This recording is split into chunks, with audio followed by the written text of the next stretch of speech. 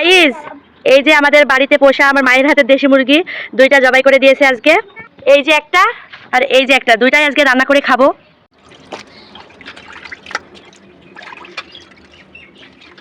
যে এদিকে আমাদের মাংসগুলো পরিষ্কার করে ধুয়ে নিচ্ছে।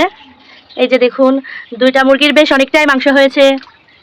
আমার মেয়েকে নিয়ে আমি অনেক ব্যস্ত ছিলাম, সেই কারণে এদিকে দেখছি মাংসটা বসিয়ে দেওয়া হয়ে গেছে, তাই আর ভিডিও ক্লিপ নিতে পারিনি।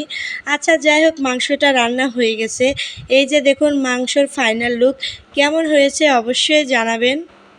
এই যে এদিকে পেঁপাও কেটে নিয়েছে, আসলে পেঁপাগুলো ভাজি হবে। পেঁপাগুলো আমাদের গাছের পেঁপা। এই যে পেঁপাগুলো সিদ্ধ করে নিয়েছে, সিদ্ধ করে এতে বার্গার দিয়ে দিল। কিছুক্ষণ নাড়াচাড়া করবে।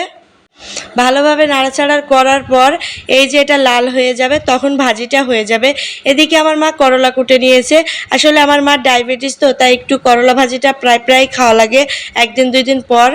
আচ্ছা যাই হোক, এদিকে আমার মা আবারও মাছ রান্না করবে বলে মাছগুলো ভালোভাবে ক্লিন করে এই যে লবণ হলুদ মাখিয়ে রেখেছিল, এবার তেলে ছেড়ে দিয়ে একটা একটা করে ভেজে নিচ্ছে।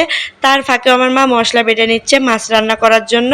এই যে আরেকটা মাছ একটু বেশি হয়েছিল, এটাও আস্তে আস্তে ভেজে নিয়েছিল। এই যে সব মাছগুলো ভাজা হয়ে গেলে আমার মা সব তুলে নিয়েছে। এদিকে মশলার ভিতরে সব কিছু দিয়ে রেখেছিল, সেই তেলের ভিতরে মশলাটা দিয়ে দিল। কিছুক্ষণ মশলাটা ভালোভাবে কষিয়ে নেবে, যতক্ষণ না তেল উঠে আসে। মশলাটা ভালোভাবে কষিয়ে আসলে এই যে মাছগুলো সব দিয়ে দিল। মাছগুলো সুন্দরভাবে একটু নাড়াচাড়া করে কষিয়ে নেবে। এই যে মাছটা যখন কষিয়ে আসবে, তখন এর ভিতরে পানি দিয়ে দেবে পরিমাণ মতো।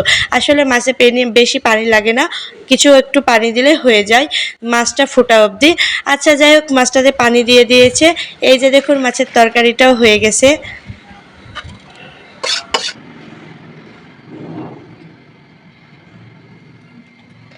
আজকের ভিডিওটা এই পর্যন্তই। ভিডিওটা ভালো লাগলে অবশ্যই লাইক কমেন্ট শেয়ার দিয়ে পাশে থাকবেন। নন ফলোয়াররা দেখে থাকলে অবশ্যই ফলো দিয়ে